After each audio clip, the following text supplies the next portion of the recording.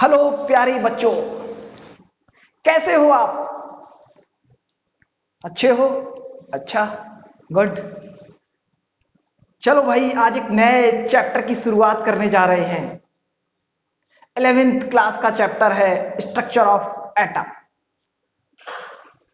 हो सकता है ये चैप्टर जब आप फिजिक्स वालों से पढ़ो या फिजिक्स वाले जो सर लोग पढ़ाएं वो आपको और ज्यादा डिटेल में पढ़ाएं एटम्स एंड न्यूक्लियाई में, लेकिन मैं जितना केमिस्ट्री में पढ़ाऊंगा आपको उतना आपके लिए मोर देन सफिशियंट होगा। More than sufficient, okay. और जब उतना मोर देन सफिशियंट होगा तो इसका मतलब आपको इधर उधर से और कोई पढ़ने की जरूरत नहीं मिलेगी। और एक चीज और ध्यान रखना, इस चैप्टर की आपको ईच एंड एवरी वीडियो मिलेगी, एवरी वीडियो। क्योंकि आप देखोगे किसी को ऑनलाइन में तो आपको इस चैप्टर की कोई भी पूरी वीडियो नहीं देता है। आपको सिक्वेंसली एक एक टॉपिक की मैं पूरी वीडियो दूंगा, पूरी वीडियो, ठीक है। और जहां जहां पर मुझे लगेगा कि पार्ट में ज्यादा अंदर जाने की जरूरत नहीं है वहां पर मैं आपको मना कर दूंगा कि अपने पेपर में इससे ऊपर क्वेश्चन नहीं आता है। बात क्लियर मेरी? तो आज हम लोग स्ट्रक्चर ऑफ एटम का इंट्रोडक्शन से पढ़ेंगे। हाँ, इसमें जो थ्योरेटिकल वाला पार्ट है, जो थ्योरी का शुरुआत का पार्ट है, वो बिल्कुल एंड में जब एक रिवीजन बुकलेट बनाऊंगा तो उसमें पढ़ाऊंगा मैं। उससे पहले उनकी मैं एक ब्रीफ नॉलेज दूंगा आपको, ठीक है, क्योंकि उनकी कोई जरूरत नहीं है अपनों को। बात समझ में आ गई? क्लियर? ठीक। तो अब देखो, अब हम लोग जो शुरुआत करने जा रहे हैं, तो हम बता दें आपको इस चैप्टर की बिगिनिंग में सबसे पहले बात करते एक साइंटिस्ट थे, जॉन डाल्टन। कौन थे? John Dalton, yes. 1808 में इन्होंने कुछ बातें बताई। इन्होंने कहा कि small small particle, small small 1808 में इन्होंने ये बात एक्सप्लेन की कि 1808 में जॉन डाल्टन ने कहा कि small small particle, small small individual particle मिलकर क्या बनाते हैं? एटम बनाते हैं। क्या बनाते हैं? एटम बनाते हैं। क्योंकि मैटर की सबसे छोटी यूनिट की अगर बात करूं तो वो क्या है? एटम है। ठीक। यानी कि उन्होंने फिर एक बात और बताई कि किसी भी एटम को या किसी भी एलिमेंट को ड्यूरिंग द केमिकल रिएक्शन ना क्रिएट कर सकते हो ना डिस्ट्रॉय कर सकते हो। ना क्रिएट कर सकते हो ना डिस्ट्रॉय कर सकते हो। बात clear? During the chemical reaction. फिर उन्होंने कहा कि ये पूरा का पूरा जो फंडामेंटल है, पूरा का पूरा फंडामेंटल, ये क्वांटिटाइजेशन ऑफ एनर्जी के कंसेप्ट पर चलने लगा। इस पर चलने लगा, क्वांटिटाइजेशन ऑफ एनर्जी के कंसेप्ट पे चलने लगा। अब देखो, जैसे मान लो कहीं रिएक्शन हो रही है, मैंने इनसे आर्यन से कहा, मैंने कहा जाओ कार्बन तोड़ लाओ, मैंने कहा जाओ हाइड्रोजन तोड़ कर ले आओ।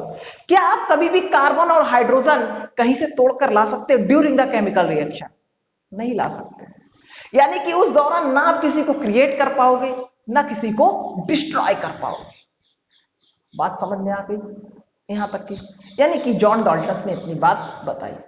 अब देखो, कैथोड रे यानी कि इलेक्ट्रॉन की डिस्कवरी के बारे में अगर मैं बात करूं तो देखो कैसे, मैं यहां पर आपको बहुत ज्यादा थ्योरी नहीं बताने वाला हूं क्योंकि नीट या जेईई मेंस के पेपर में उस तरीके की थ्योरी नहीं पूछी जाती। देखो, अब बात करते हैं कि एक साइंटिस्ट आए, जॉन डाल्टन। कौन आया? जॉन डाल्टन, जिन्होंने 1808 में एटम के बारे में थोड़ा सा बताना स्टार्ट किया। उन्होंने कहा कि स्मॉल स्मॉल इंडिविजुअल पार्टिकल से मिलकर क्या बना है? एटम बना है। ठीक। और एटम क्या है? एक बहुत स्मॉल यूनिट है, किसकी? मैटर की। ठीक। मैटर जिसके पास मास हो, स्पेस को ऑक्यूपाई करें, वो क्या है? मैटर है। उन्होंने कहा कि पीरियोडिक टेबल में जितने भी एलिमेंट हैं, जितने भी एलिमेंट हैं, आप कभी भी ये मत समझिएगा कि ये सिर्फ सिंगल एलिमेंट रखे हुए गए, सिर्फ इतने ही एलिमेंट हैं कि इनके बाद कुछ है ही नहीं। उन्होंने बताया कि इनसे इनफाइनाइट वैरायटी के मॉलिक्यूल को बिल्टअप किया जा सकता है। क्या किया जा सकता है? इनफाइनाइट वैरायटी के मॉलिक्यूल को क्या किया जा सकता है? बिल्टअप किया जा सकता है।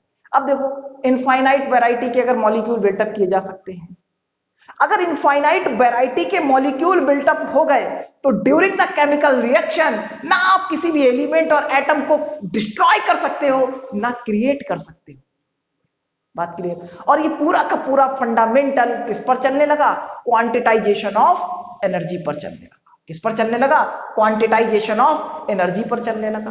ठीक, बात क्लियर यहां तक? आप समझना। अब देखो, इलेक्ट्रॉन, प्रोटॉन, न्यूट्रॉन। अब हमें वो रामायण पढ़ने की जरूरत नहीं है, वो लेक्चर मैं रामायण वाला एक अलग से डालूंगा अभी। जिसको रामायण पढ़ने की जरूरत हो उस लेक्चर को पढ़ ले, ठीक है? खूब रामायण पढ़े, उसका नाम ही रखा है रामायण लेक्चर, ठीक है? ध्यान से समझना। यानी कि अब मैं जो बात कर रहा हूं आपसे उसको देखना। अगर मैं इसकी बात करूं यहां पर तो ध्यान से समझना। इधर, यहां देखिए, आप इधर देखिए, fundamental particle of an atom, heading डालिए, fundamental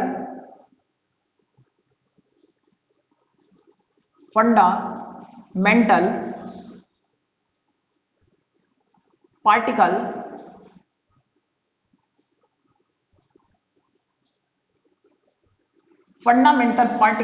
of an atom, fundamental particle of an atom. किसकी बात कर रहे हैं हम लोग? Fundamental particle. वही क्या है फंडामेंटल पार्टिकल? इलेक्ट्रॉन, प्रोटॉन और न्यूट्रॉन। क्या है? इलेक्ट्रॉन, प्रोटॉन और न्यूट्रॉन है। ठीक है, इतनी बात समझ में आ गई?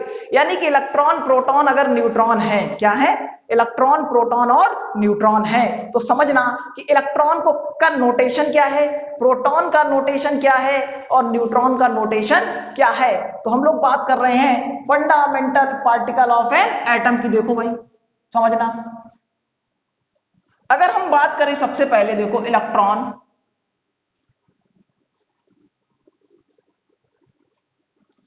प्रोटॉन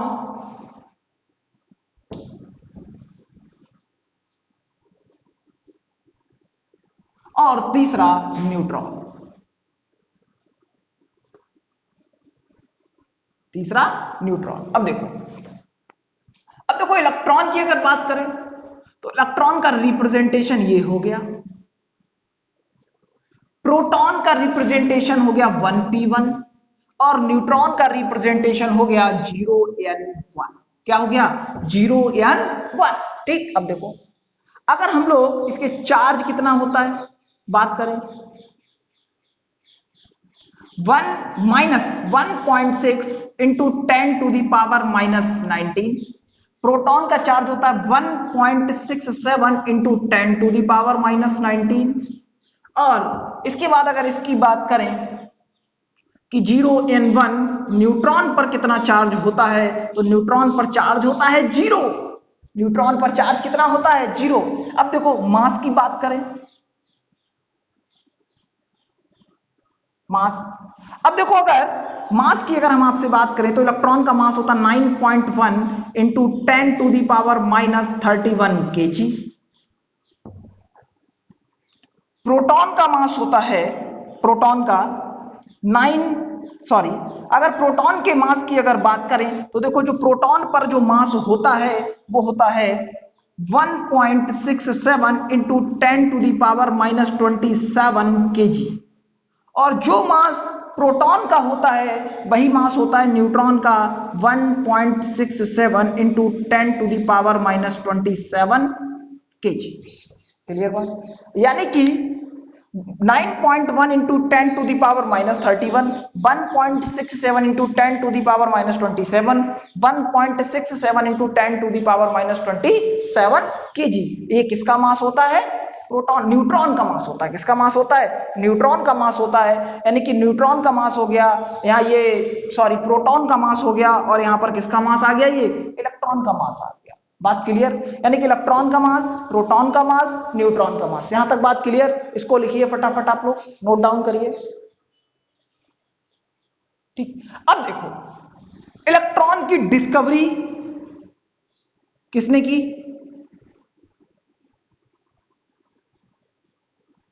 किसने की?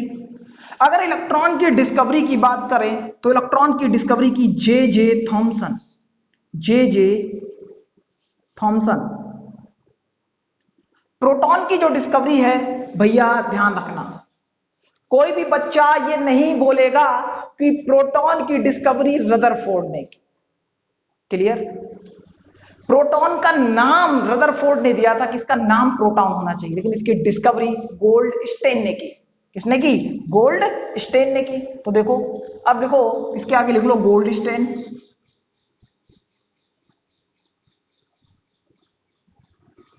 और न्यूट्रॉन की डिस्कवरी की चैडविक। चैडविक किसने की? चैडविक ने की। क्लियर? यानी कि इलेक्ट्रॉन, प्रोटॉन और न्यूट्रॉन, इन सभी के बारे में आपको चार्ज पता चल गया, आपको मास पता चल गया, किसने इनकी डिस्कवरी की ये भी आपको बात पता चल गई। यहां तक बात क्लियर? इसको नोट डाउन करो सारे लोग पहले, फिर रफ कर दूं इसको मैं।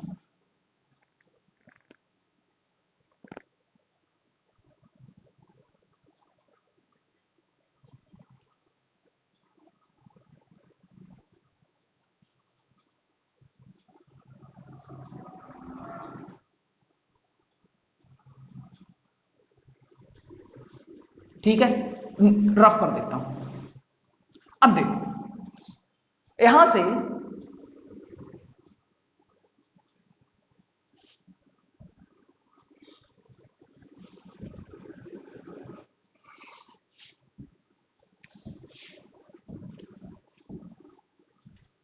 इलेक्ट्रॉन, प्रोटॉन और न्यूट्रॉन। क्लियर? ई का मतलब हो गया इलेक्ट्रॉन पर चार्ज और एम का मतलब हो गया मास। किसी इलेक्ट्रॉन पर चार्ज और उसका चार्ज भी कांस्टेंट है, उसका मास भी कांस्टेंट है, तो ई अपॉन एम का जो रेशियो आएगा वो क्या होगा? एक भाई, किसी नंबर को किसी नंबर से अगर डिवाइड करोगे तो आपको एक कांस्टेंट तो ही मिलेगा। बोलो भाई। तो ई अपॉन इलेक्ट्रॉन के लिए बात हो चाहे प्रोटॉन के लिए बात हो, ई अपॉन एम रेशियो क्या होता है? कांस्टेंट। लेकिन न्यूट्रॉन के लिए ई अपॉन एम रेशियो क्या होता है? जीरो। बहुत सिंपल सी बात। क्लियर? आगे चलते हैं। देखो, अब मैं आपको एक बात बता दूं कि e upon m ratio of electron is greater than E upon m ratio of proton. E upon m ratio of electron is greater than E upon m ratio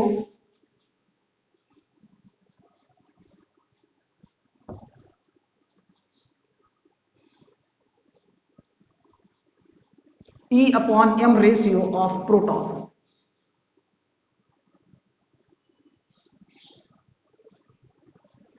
proton. ठीक, E upon m ratio of electron is greater than E upon m ratio of proton. Clear बात? अब देखो अगर हम बात करें, यानी कि E अपॉन m रेशियो किसका ज्यादा होगा? हमेशा इलेक्ट्रॉन का ज्यादा होगा। किससे? प्रोटॉन से ज्यादा होगा। ये बहुत बेसिक बेसिक बातें हैं जो टाइम खराब ना करके आप क्या कर सकते हो? पढ़ सकते हो। क्लियर? अब समझना जरा आगे की बात क्या है, समझो। अब अगर हम बात करें मास ऑफ मूविंग इलेक्ट्रॉन की, बात करें कि इलेक्ट्रॉन मूव कर रहा है, क्या कर रहा है? इलेक्ट्रॉन मूव कर रहा है, यानी कि मास ऑफ मूविंग इलेक्ट्रॉन। किसकी बात करते हैं? मास ऑफ मूविंग इलेक्ट्रॉन। ध्यान दो, मास of moving electron. Mass of moving electron. अब अगर मास ऑफ मूविंग इलेक्ट्रॉन की बात करें तो देखो क्या हो गया? Mass of moving electron m is equal to m naught upon under root 1 minus b upon c का होल स्क्वायर। ये आ गया। m नॉट हो गया रेस्ट मास। कौन सा मास है ये? रेस्ट मास, c क्या होगी, वेलोसिटी ऑफ लाइट,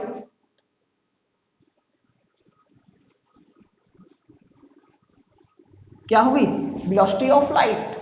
क्लियर बात, नोट करो इसको।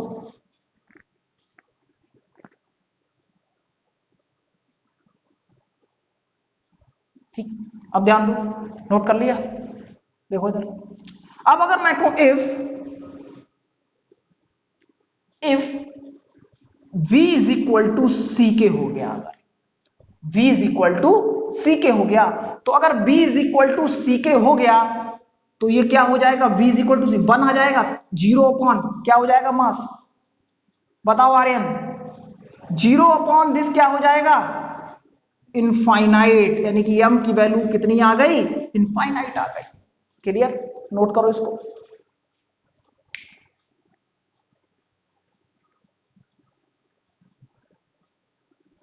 क्लियर, नोट कर लिया आप लोगों ने। अगर आपने ये चीज नोट कर ली तो ध्यान से समझिए, इसको मैं रफ कर देता हूं, देखो।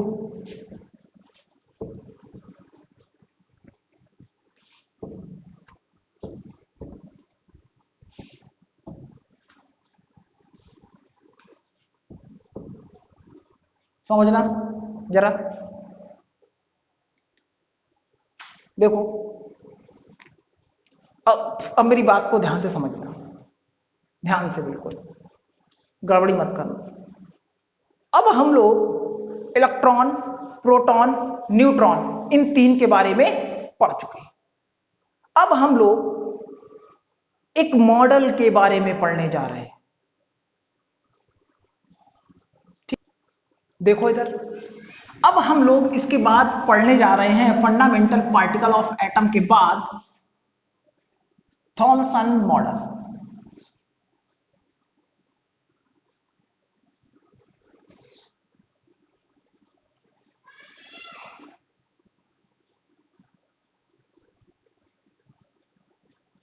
थॉमसन मॉडल,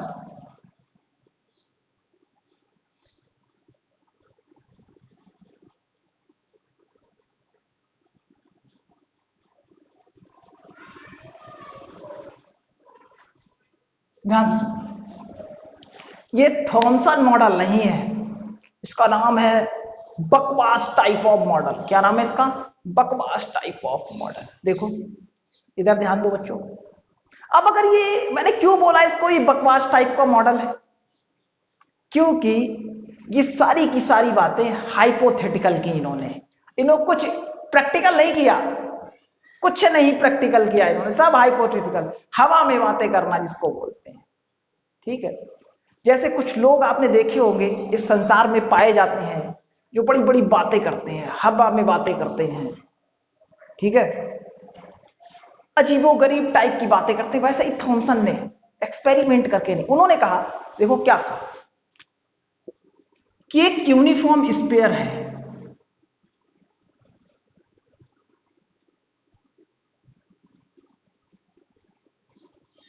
कैसा स्फीयर है, यूनिफॉर्म स्फीयर है।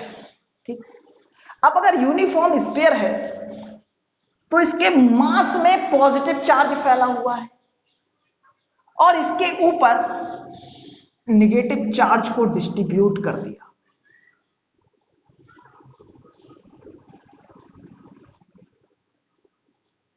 नेगेटिव चार्ज को क्या कर दिया, डिस्ट्रीब्यूट कर दिया।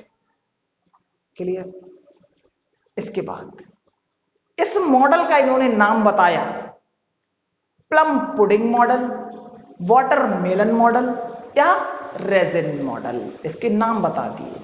अब बताओ इस बात से क्या कंक्लूजन समझे। अब इनके ड्रॉबैक्स सुनो कि इनके ड्रॉबैक्स क्या क्या दिए लोगों ने। भाई इनने तो सोचा कि जो हमने कर दिया वो बहुत सही है, लेकिन वो बिल्कुल नहीं सही निकला।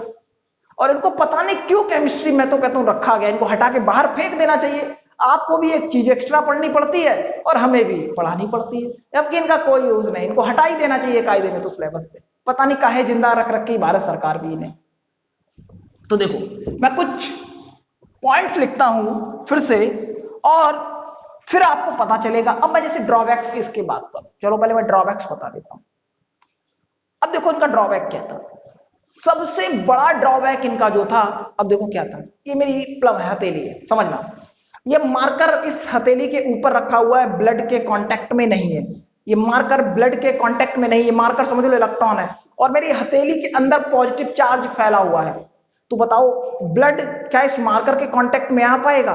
क्या इसे ये अट्रैक्ट कर पाएगा? बोलो, नहीं कर पाएगा। इसे ये अट्रैक्ट कर पाएगा नहीं, क्यों? क्योंकि खून हमारे अंदर है और मार्कर हमारा बाहर है। खून हमारे अंदर पे पॉजिटिव चार्ज है और बाहर हमारे ये मार्कर क्या किसका काम बता रहे हैं? इलेक्ट्रॉन का काम बता रहे हैं। अब अंदर अगर पॉजिटिव चार्ज फैला हुआ है, बाहर अगर इलेक्ट्रॉन है, बाहर अगर इलेक्ट्रॉन है, बात क्लियर? बाहर अगर इलेक्ट्रॉन है और अंदर क्या फैला हुआ है? पॉजिटिव चार्ज फैला हुआ है, तो एटम की स्टेबिलिटी को मेंटेन नहीं कर पाएगा। यानी कि ये इलेक्ट्रॉन के बारे में नहीं बता पाए कि इलेक्ट्रॉन नहीं बोलेंगे कि एटम की स्टेबिलिटी के बारे में नहीं बता पाए कि एटम स्टेबल है कि अनस्टेबल, यानी कि it does not define stability of atom, ये एटम की स्टेबिलिटी को डिफाइंड नहीं कर पाए। बात क्लियर यहां तक? ठीक। अब देखो, जब दूसरा ये एक स्टैटिक मॉडल था, कैसा मॉडल था? स्टैटिक मॉडल था। बात क्लियर? अब मैं वन बाई वन करके इन सारे पॉइंट्स को लिखता हूं और फिर आप इसे क्या करिए, अपनी कॉपी में नोट डाउन कर लीजिएगा। सबसे पहले इस डायग्राम को बनाइएगा और इस डायग्राम को बनाने के बाद सबसे पहले आप इस डायग्राम को बनाइएगा। ठीक, इस डायग्राम को मैं क्या करता हूं, साइड में बना देता हूं, यहां पर देखो, और इधर से आप पॉइंट यहां साइड में आप डायग्राम बनाइए अपनी कॉपी में।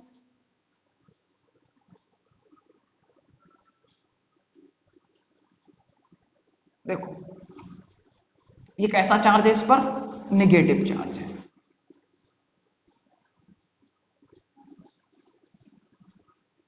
ठीक है, ये कैसा चार्ज है, इस पर निगेटिव चार्ज है। बात क्लियर? अब देखो अगर इस पर ये निगेटिव चार्ज है तो देखो क्या, समझना मेरी बात को, यानी कि अब यही मैं सारे पॉइंट्स को क्या कर रहा हूं, मैं लिखने वाला हूं। आप वन बाई वन करके मेरे साथ साथ लिखते चलिए, इससे टाइम खराब ना हो। देखिए सबसे पहला पॉइंट लिखिएगा आप, सबसे पहला पॉइंट लिखिएगा, Thomson was the first to propose, Thomson was the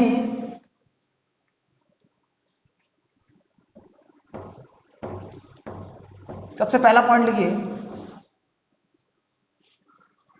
Thompson Thomson was the Thomson was the first proposed to was the first proposed to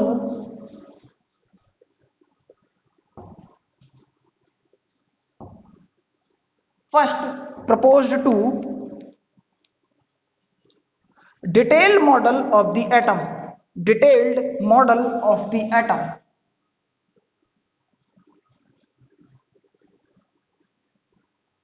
detailed model of the atom,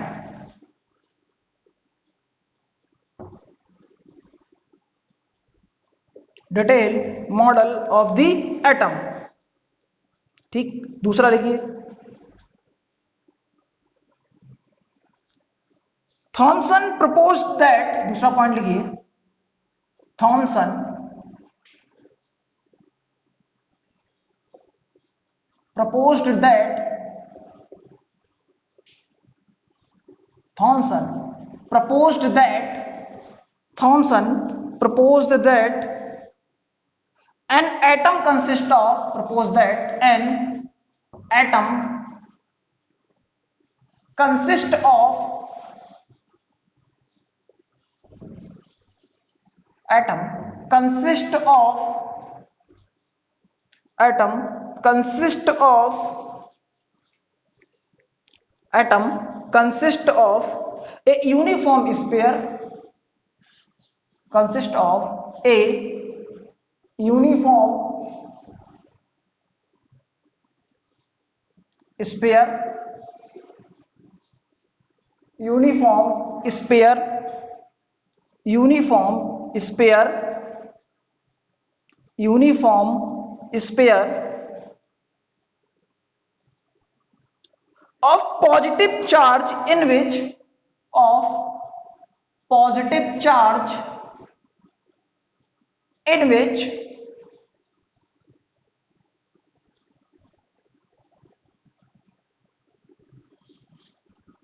positive charge in which positive charge in which the electron are distributed, the electron are distributed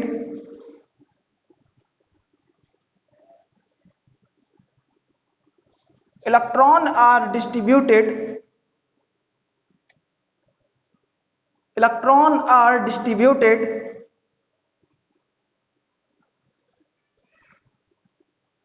more or less uniformly, more or less electron are electron are distributed more or less uniformly.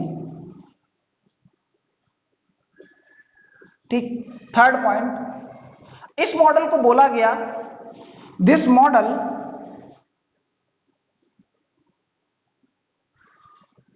Called as watermelon model.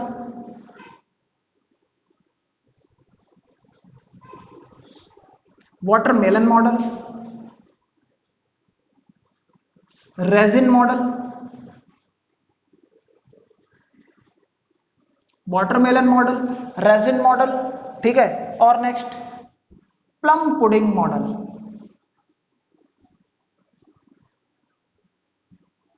Plum pudding model, plum pudding model, watermelon model, raisin model और plum pudding model. Clear बात, यहां तक बात समझ में आ गई? अब समझना जरा, यानी कि इतना आपने नोट डाउन कर लिया होगा, ठीक है।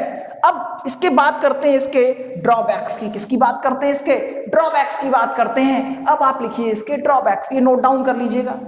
इसीलिए मैं देखो पूरा डिक्टेट करके साइड में होकर पूरा लिख देता हूं, जिससे आपको नोट डाउन करने में दिक्कत ना हो। तो आप लोग लिखिए पहले, ठीक, नोट करिए। अब देखिए, रफ करता हूं इसको मैं। हेडिंग डालिए ड्रॉबैक्स, हेडिंग डालिए ड्रॉबैक्स।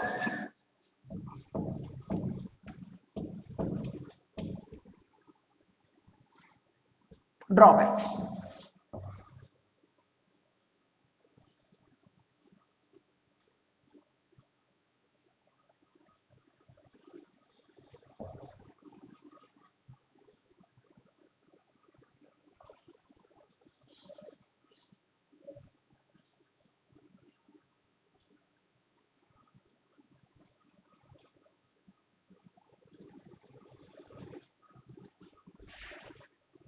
ड्रॉबैक्स। सबसे पहला ड्रॉबैक लिखिए, it does not explain the stability of atom. It does not explain the stability of atom.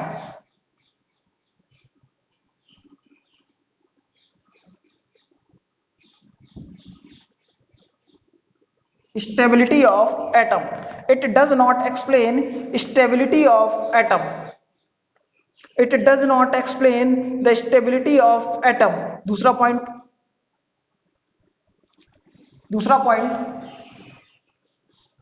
it is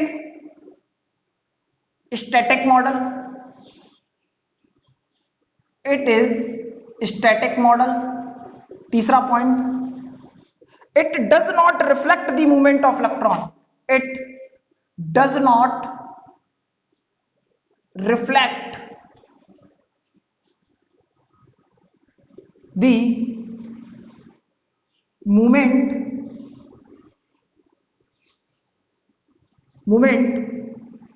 of electron. Electron. Clear? Clear? लिख लिए। ये क्या हो गए? ड्रॉबैक्स हो गए। देखो क्या, it is the static model, रुका हुआ मॉडल था। It does not it does not reflect the movement of electron. Electrons के मूवमेंट को रिफ्लेक्ट नहीं कर पा रहा था। ये मूवमेंट था इलेक्ट्रॉन का, इलेक्ट्रॉन्स के मूवमेंट को रिफ्लेक्ट नहीं कर पा रहा था। तीसरा इसने क्या बताया? दूसरा के स्टैटिक मॉडल था, जहां स्टैटिक रुका हुआ। कैसा मॉडल था? स्टैटिक रुका हुआ, स्टैटिक मॉडल था। बात क्लियर? यानी कि थॉमसन एटॉमिक मॉडल की बात खत्म हो गई। अब चलते हैं आगे। ठीक है, अब हम चलते हैं आगे। देखिए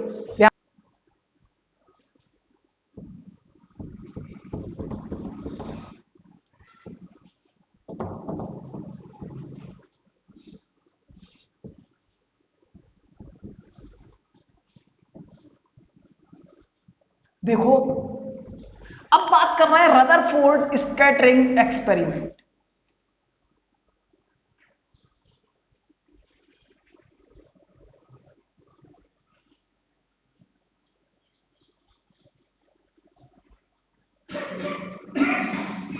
Rutherford scattering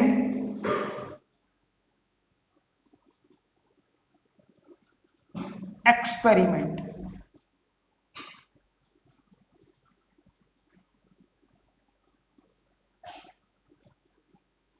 Rutherford scattering experiment, इसका दूसरा नाम भी होता है अल्फा स्कैटरिंग एक्सपेरिमेंट। क्या बात, खांसी हो गई? अल्फा स्कैटरिंग एक्सपेरिमेंट, ठंडा पानी नहीं पियो। अल्फा स्कैटरिंग एक्सपेरिमेंट, ठीक है। Rutherford scattering experiment, sorry Rutherford scattering experiment या अल्फा स्कैटरिंग एक्सपेरिमेंट, ठीक है। अब देखो भाई क्या है, अब क्या बताया था रदरफोर्ड ने, इस बात को ध्यान से सुनना, ध्यान से सुनना। देखो हमें यह भी पता चला, सबसे पहले रदरफोर्ड ने बताया हमें कि अगर कोई भी एटम है, क्या है, कोई भी अगर एटम है, उसका बहुत सारा पार्ट एम्पट, भाई एटम के पास मास है, पहली बात तो एटम के पास क्या मास है, और उसका बहुत सारा पार्ट कैसा है, एम्पटी है। कैसा है? एम्पटी है। बात क्लियर? अब पहले समझना, डायग्राम समझो पहले क्या है। देखो क्या होगा, जैसे एक रेडियो एक्टिव एलिमेंट लिया, ये देखो एक ब्लॉक है, ये क्या है, एक ब्लॉक है, ये एक ब्लॉक है,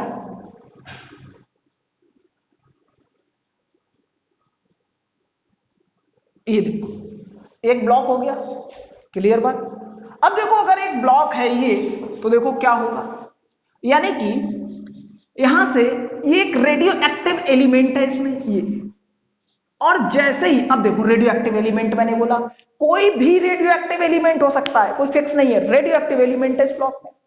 अब जैसे ही अल्फा पार्टिकल की बम्बार्डिंग हुई, अल्फा पार्टिकल यहां से निकलना स्टार्ट हुए, अब देखो अल्फा पार्टिकल पर चार्ज कितना होता है, तो समझना यहां पर क्या लिख, इसके जो चार्ज को इक्वल किया गया डबली आयनाइज्ड हीलियम 2He4 पर +2 का चार्ज, यानी कि अल्फा पार्टिकल पर भी कितना चार्ज आ गया, +2 का चार्ज आ गया। कितने का चार्ज आ गया? +2 का चार्ज आ गया अल्फा पार्टिकल पर भी। बात क्लियर? अब देखो अगर अल्फा पार्टिकल पर +2 का चार्ज आ गया, तो देखो क्या होगा, समझना। अब अगर अल्फा पार्टिकल पर +2 का चार्ज है, अल्फा पार्टिकल पर, ठीक, यानी कि कैसा हीलियम है, डबली, इसको क्या बोलते हैं, लिख देता हूं मैं यहां पर, डबली आयनाइज्ड हीलियम। क्या है ये? Doubly ionized helium. Doubly ionized helium. बात क्लियर? कैसा चार्ज है ये? डबली आयनाइज्ड हीलियम है यहां पर। अब समझो, अगर डबली आयनाइज्ड अगर हीलियम है, तो देखो क्या होता है, समझना मेरी बात को। जैसे ही यहां से अल्फा पार्टिकल निकलना स्टार्ट हो गए, अल्फा पार्टिकल निकलना स्टार्ट हो गए, तो देखो यहां पर स्लिट लगी हुई है। क्या लगी हुई है? स्लिट लगी हुई है, ये, ठीक है, स्लिट लगी हुई है। अब ये स्लिट का काम क्या है कि जितने भी अल्फा पार्टिकल यहां से निकल रहे हैं वो बहुत फाइन रहे। कैसे रहे? बहुत फाइन रहे, यानी कि अल्फा पार्टिकल अगर यहां से बाहर निकल रहे हैं तो वो कैसे रहे, वो फाइन रहे। अब देखो यहां पर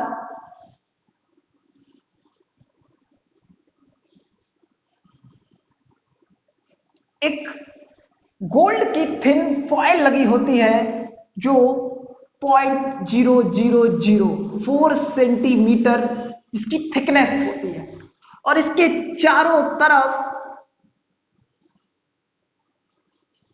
फ्लोरोसेंट स्क्रीन लगा देते हैं। क्या लगा देते हैं? फ्लोरोसेंट स्क्रीन लगा देते हैं।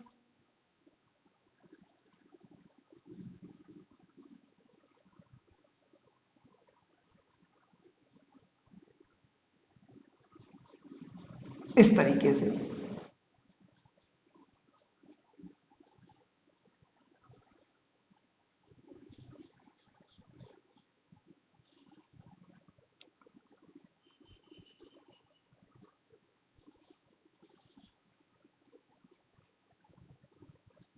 इस तरीके से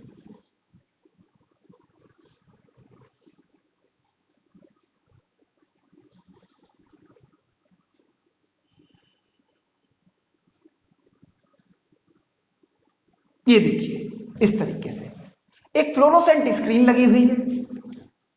इसमें क्या किया, जिंक सल्फाइड की कोटिंग कर दी गई। कोटिंग कर दो जिंक सल्फाइड की।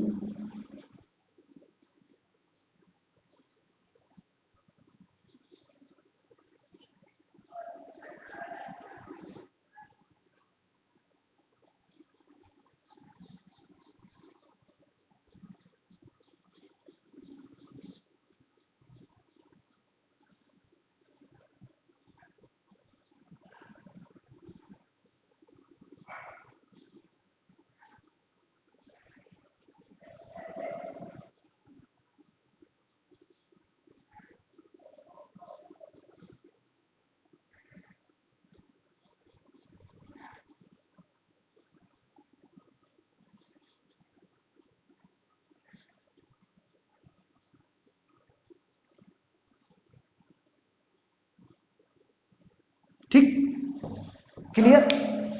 इसमें क्या किया, जिंक सल्फाइड की कोटिंग कर दी।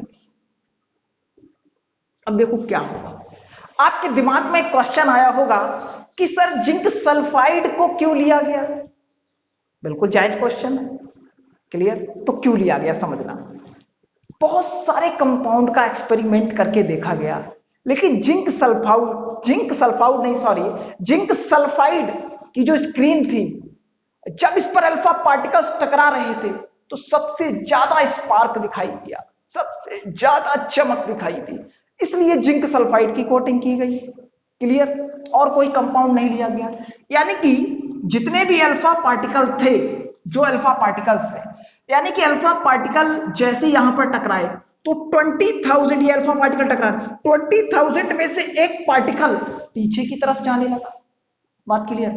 कुछ पार्टिकल्स इस फॉइल पर, जो गोल्ड की ये फॉइल है, इस पर टकराने के बाद कुछ इस तरीके से डेविएट हुए, कुछ इस तरीके से डेविएट हुए, कुछ बिल्कुल सीधे स्ट्राइक किए, कुछ इस तरीके से स्ट्राइक किए, देखो डिफरेंट डिफरेंट एंगल पर, और कुछ इस तरीके से स्ट्राइक किए। समझ क्लियर। यानी कि देखो क्या होता है, सबसे ज्यादा जो पार्टिकल स्ट्राइक कर रहे थे, यहां पर कर रहे थे मैक्सिमम पार्टिकल स्ट्राइक, यहां पर मैक्सिमम पार्टिकल स्ट्राइक कर रहे थे। क्लियर। जब यहां पर सबसे ज्यादा पार्टिकल स्ट्राइक कर रहे थे तो देखो क्या हुआ, यानी कि जब सबसे ज्यादा पार्टिकल स्ट्राइक किए यहां पर दिखाई दिए, और फिर देखो, अब जरा समझना बात को मेरी, कि सबसे ज्यादा यहां पर पार्टिकल स्ट्राइक किए, 20,000 में से एक पार्टिकल पीछे की तरफ भी आ रहा था। अब देखो कुछ का एंगल 180 भी है, ऐसे, कुछ का एंगल 90 से कम भी है, कुछ का एंगल 90 है, कुछ का एंगल 90 से ज्यादा भी है। ठीक है। अब इसका ऑब्जर्वेशन देखो, ऑब्जर्वेशन कैसे दिखाई देता है आपको, समझना।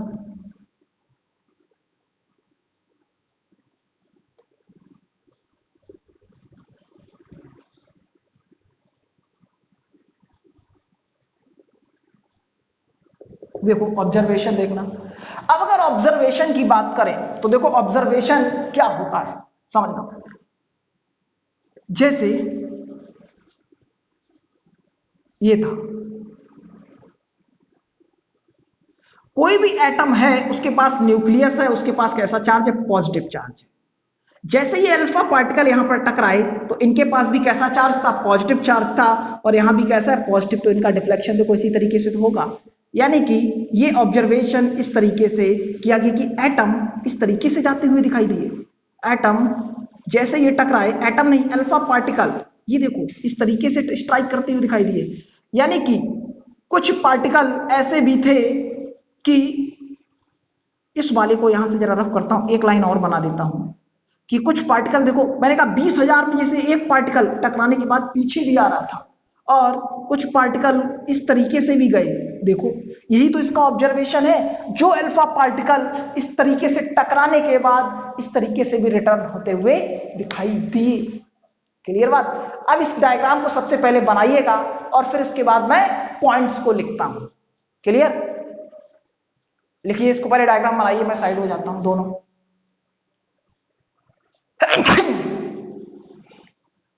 ठीक, मुझे लगता है आई थिंक सभी ने बना लिया होगा। अब मैं इसको रफ करता हूं।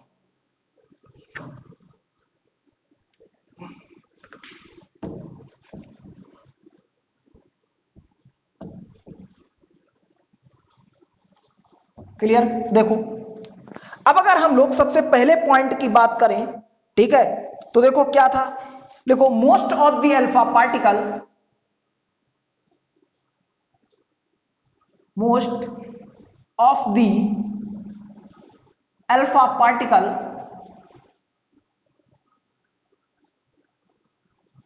most of the alpha particle, most of the alpha particle move straightly, most of the alpha particle move straightly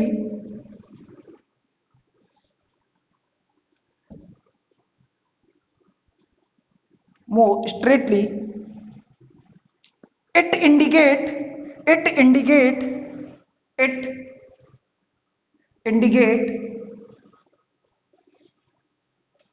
it indicate that most of the part of atom is empty, that most of the that most of the most of the alpha particle,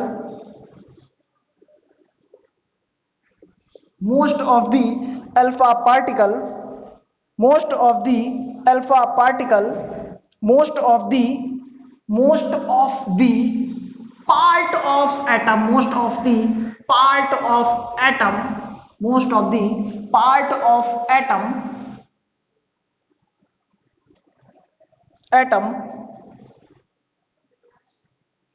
is empty, is empty, empty। Clear, empty. दूसरा point लिखो, दूसरा point, sum of the alpha particle,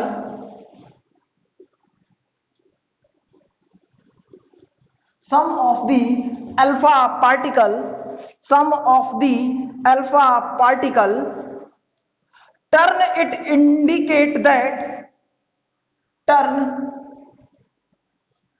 in indicate that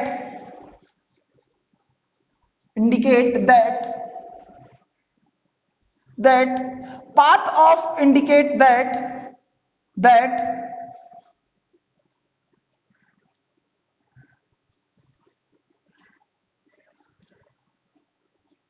sum of the alpha particle, sum of the alpha particle, sorry इसको rough करना, sum of the alpha particle, sum of the alpha particle get deflected,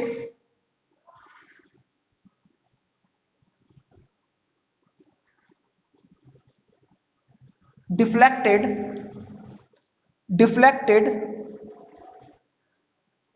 from their path of indicate from their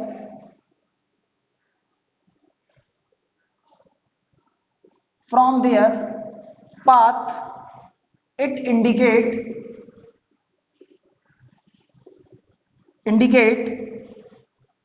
that sum of positive charge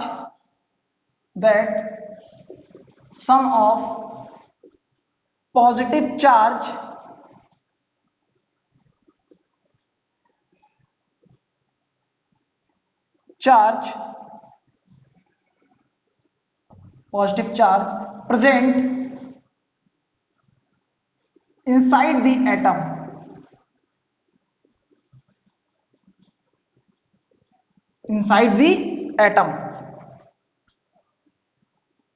Next, third point, very few particle, बहुत थोड़े, very few particle turn it indicate that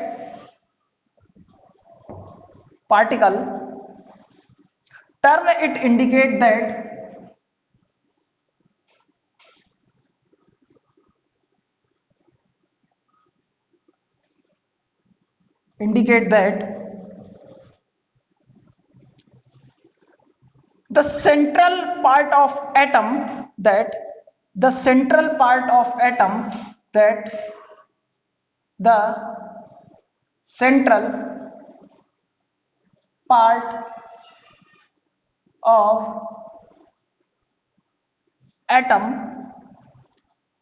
is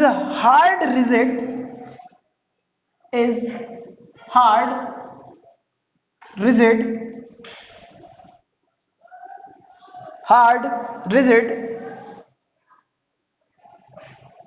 and positive charge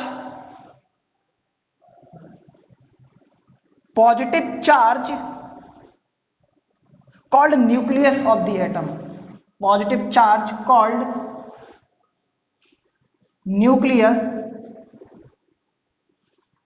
of the atom.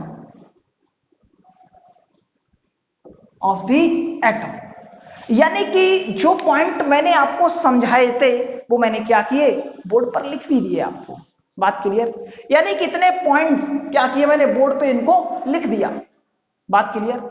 यानी कि इन points को अगर मैंने boards पर लिख दिया तो अब समझो इनके एप्लीकेशंस की बात. अब इधर देखो, यहां पर मैं बात करता हूं एप्लीकेशन की. देखो समझना, अगर मैं इनके एप्लीकेशन की बात करूं, हेडिंग डालो एप्लीकेशन.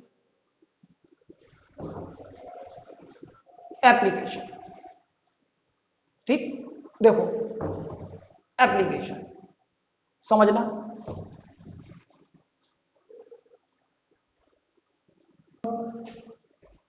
समझो इधर रेशियो है डायामीटर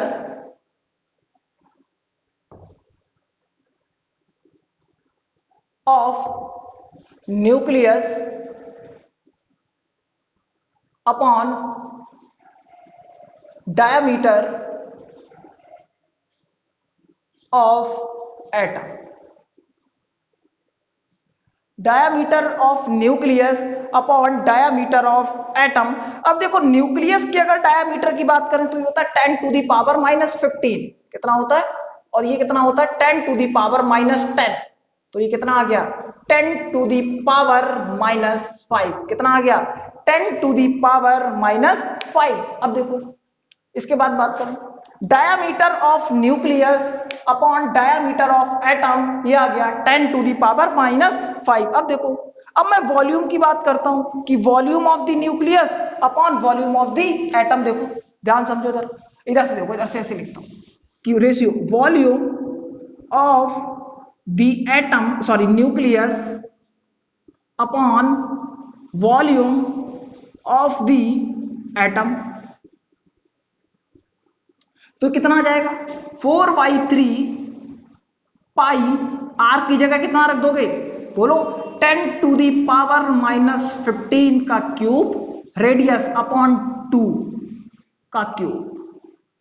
अपॉन 4/3 पाई आर की जगह 10⁻⁻5 अपॉन 2 एक ही साथ लिख देता हूं का क्यूब। तो 2 से 2 कैंसिल आउट, तो ये जो आएगा ये आएगा 10⁻⁻, बोलो आर्यन कितना आएगा 15। कितना आएगा माइनस का 15 आ गया। यानी कि ये बात आपको क्या रखनी है, ध्यान रखनी है।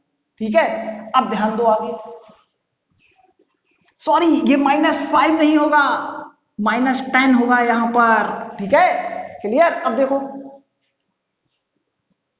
इसको रफ कर देता हूं।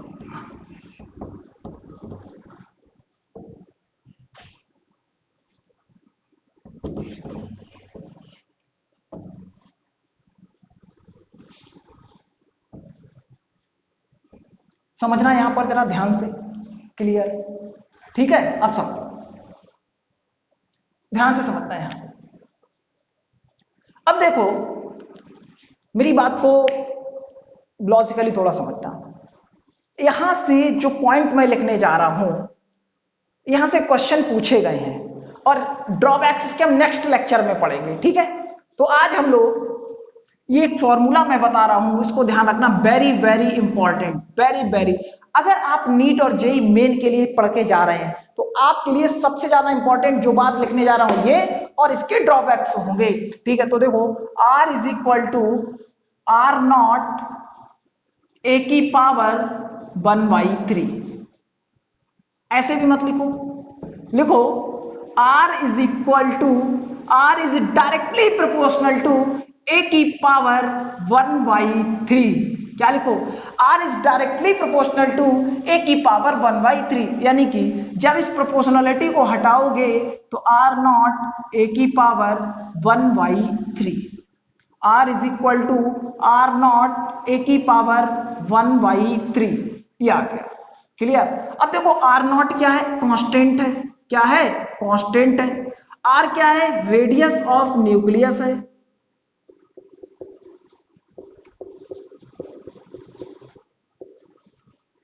रेडियस ऑफ न्यूक्लियस है। और a क्या है, मास नंबर। क्या है, मास नंबर है। क्लियर, नोट डाउन करो इसको।